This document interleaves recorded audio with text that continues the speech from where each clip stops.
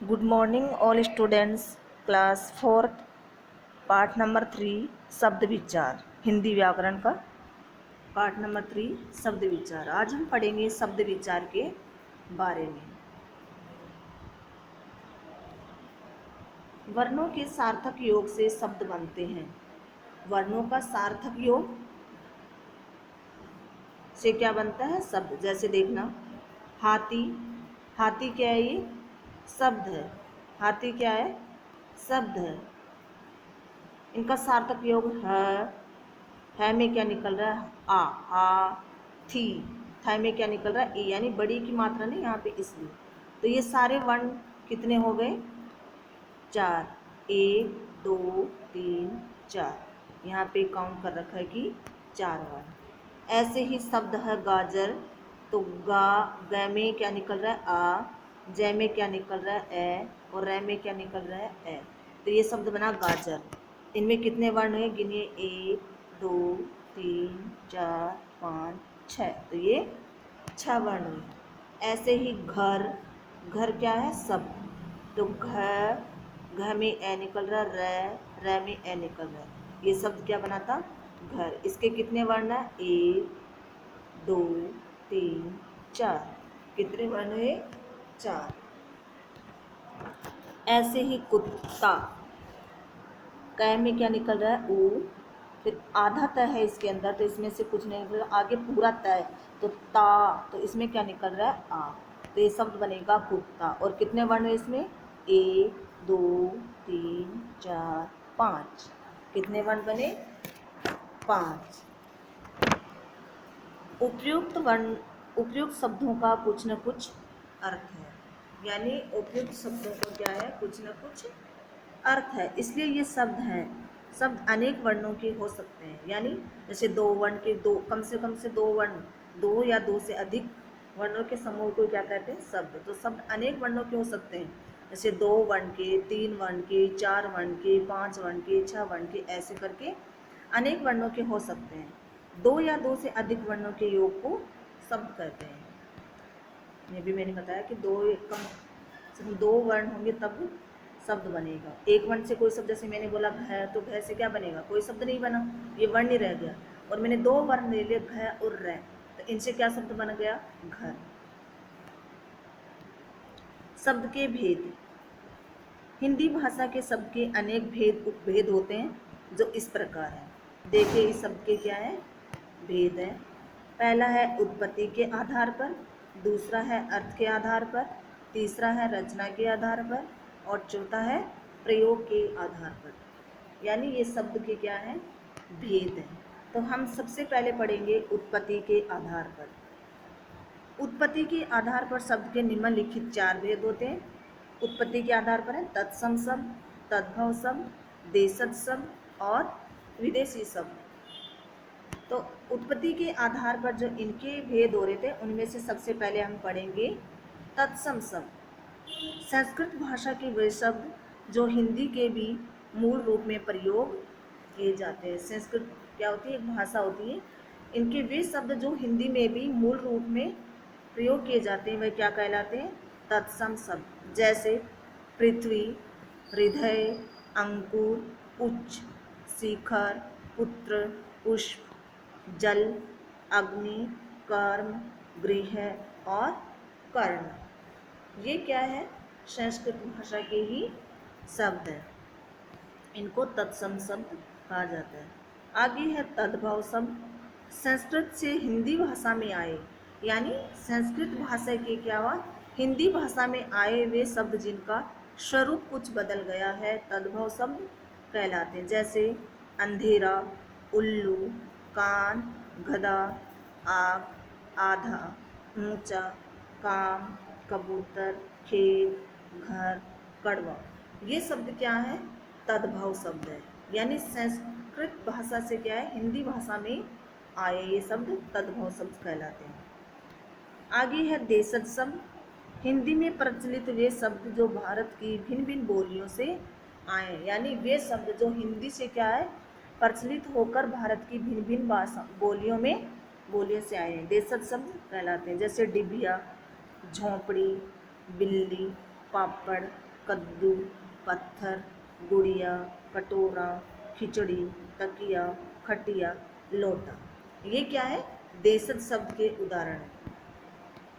आगे है विदेशी शब्द। विदेशी भाषाओं के वे शब्द जो हिंदी भाषा में प्रयोग किए जाते हैं विदेशी शब्द कहलाते हैं। यानी विदेशी भाषाओं के वे शब्द जो क्या है हिंदी भाषा के प्रयोग किए जाते हैं, जैसे अरबी या फारसी। इसमें मजदूर, मजबूर, इशारा, ईमानदार, कारीगर, सलाह है, हुक्म, हिरासत। ये क्या है? अरबी और फारसी के। इसमें आगे अंग्रेजी में doctor, police, station, engine, camera, file, machine, collar. ये क्या है? अंग्रेजी। इनके क्या ये उदाहरण है विदेशी शब्द के।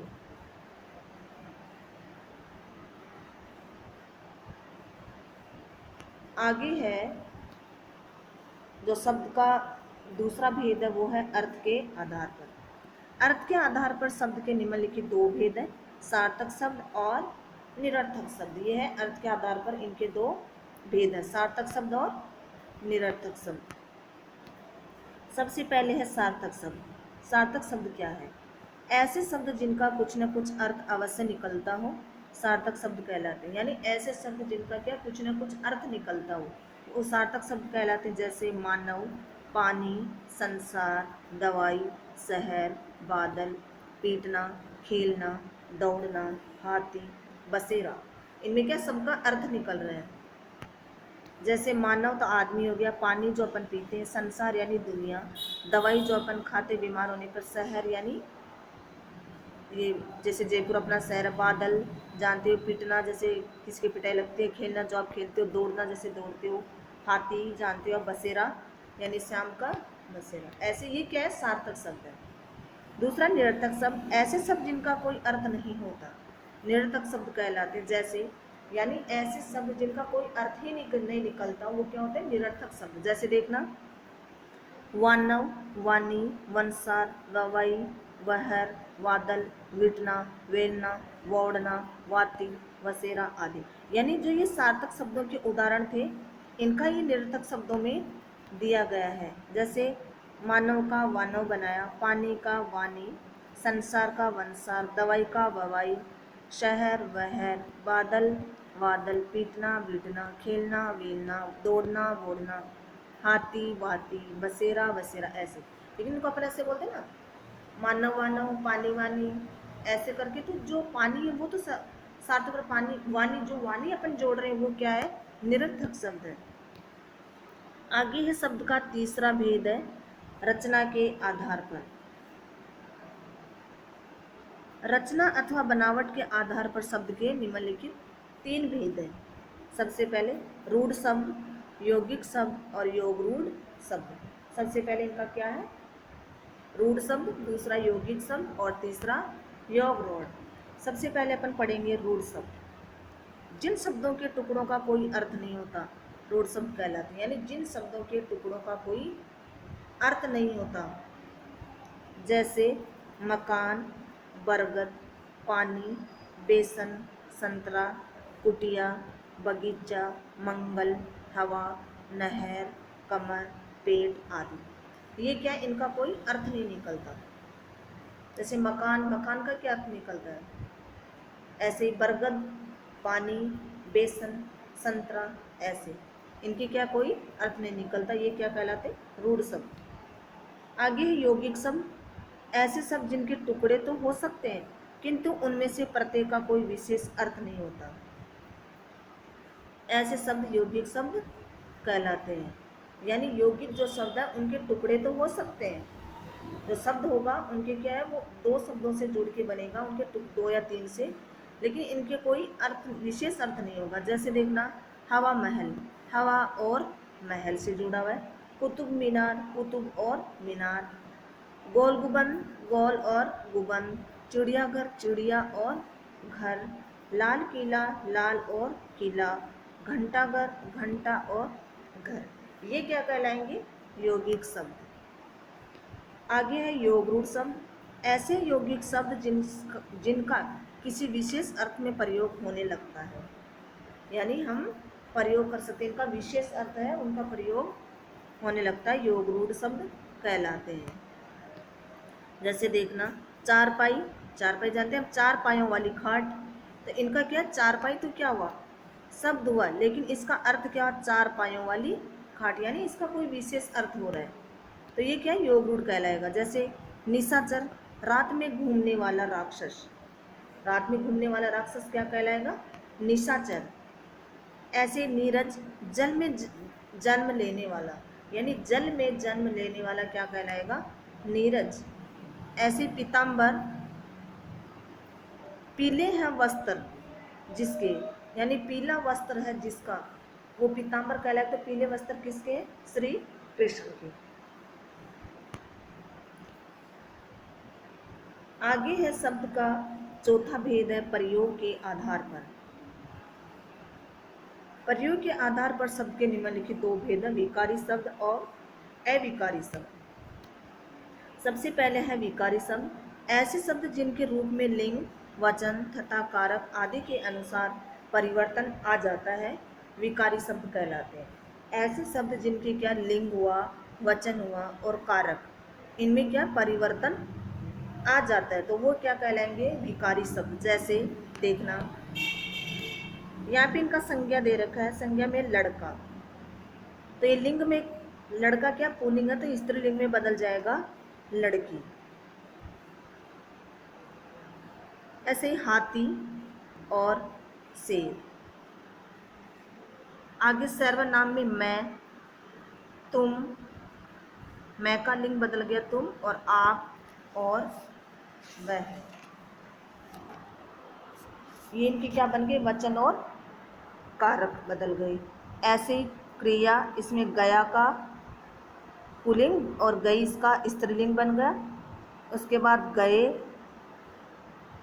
ये क्या है, वचन बन गए, और जाएंगे ये क्या, इनका कारक। ऐसे ही विशेषण में नीला, ये पुल्लिंग हुआ, नीली इसका क्या हुआ, स्त्रीलिंग बन गया, यानी लिंग में चेंज हो गया। पीला वचन और पीली इनका कारक।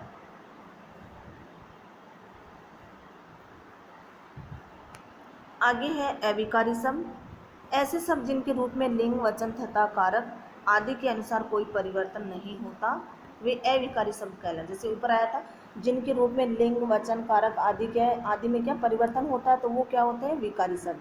और ऐसे शब्द जिनके रूप में लिंग, वचन, कारक आदि में क्या परिवर्तन नहीं होता, वे अविकारी शब्द कहलाते हैं। जैसे क्रिया विशेषण में है धीरे धीरे, तो धीरे धीरे का क्या, लिंग नहीं बदलेगा, न वचन बदलेगा, न कारक में क्या कोई परिवर्तन नहीं होगा। संभल कर या कसकर, मैं संबंध बोधक है, मैं पर के सामने, समुच्चय बोधक है और चूंकि यदि, विस्मृति बोधक ओ है, अरे वाह, ये क्या है, अविकारी शब्द। आओ दोहराएं, वर्णों के योग से शब्द बनते हैं। ये ऊपर मैंने बताया था कि दो वर्ण होंगे, जैसे घर र घर, माला माला, गाय गाय, जैसे दो वर्ण होंगे तो इनके योग से क्या बनेगा, शब्द बनेगा। शब्द अनेक वर्णों के हो सकते हैं, जो बताया था मैंने, दो वर्ण के, तीन वर्ण के, चार वर्ण के, पांच वर्ण के, ऐसे करके अनेक वर्णों के शब्द हो सकते हैं। शब्द के चार भेद होते हैं, अर्थ के आधार पर, रचना के आधार पर, उत्पत्ति के आधार पर तथा प्रयोग के आधार पर, जो अभी समझाया था। शब्द के निम्नलिखित उपभेद होते हैं। जैसे अर्थ के आधार पर आया था ना ये वाले, इसके आधार पर पहला सार्थक शब्द और निरर्थक शब्द जो बताए थे, जिसका अर्थ निकलता वो सार्थक शब्द, जिनका अर्थ नहीं निकलता वो निरर्थक शब्द। रचना के आधार पर रूढ़ शब्द, यौगिक शब्द और योग रूढ़, ये दूसरा था रचना के आधार पर, इसका ये रूढ़ शब्द, यौगिक शब्द और योग रूढ़। तो इसमें जो रूढ़ शब्द है, इसका बताया था कि जिनके टुकड़ों का कोई अर्थ नहीं होता। यौगिक शब्द का, जिन शब्द के टुकड़े तो हो सकते हैं किंतु इनमें से प्रत्येक का कोई विशेष अर्थ नहीं होगा। और योग रूढ़ है, इनका क्या विशेष अर्थ होता है। जैसे बताया था ना, पीताम्बर, पीले हैं वस्त्र जिसके, तो कौन है पीले वस्त्र वाला, कृष्ण। चार पाई, चार पायों वाली, तो चार पायों वाली क्या होती है, खाट, ऐसे इसकी क्या उदाहरण थी। आगे 3 नंबर, उत्पत्ति के आधार पर। इसमें तत्सम शब्द, तद्भव शब्द, देशज शब्द और विदेशी शब्द।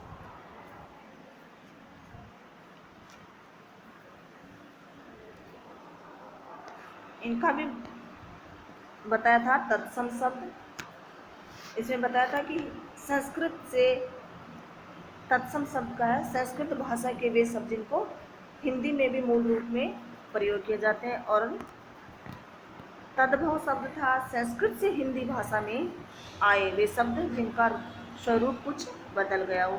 देशज शब्द हिंदी में प्रचलित वे शब्द जो भारत की भिन्न भिन्न बोलियों से आए हैं। और विदेशी शब्द विदेशी भाषाओं के वे शब्द जो हिंदी भाषा में प्रयोग किए गए हैं। आगे है प्रयोग के आधार पर विकारी शब्द और अविकारी शब्द। विकारी शब्द जिनके लिंग, वचन, कारक आदि का परिवर्तन आदि के अनुसार परिवर्तन आता है, और अविकारी शब्द में जिनके रूप में लिंग, वचन, कारक आदि के अनुसार कोई परिवर्तन नहीं होता। विकारी शब्दों को अवयव भी कहते हैं। विकारी शब्दों को क्या कहते हैं? अवयव भी कहते हैं।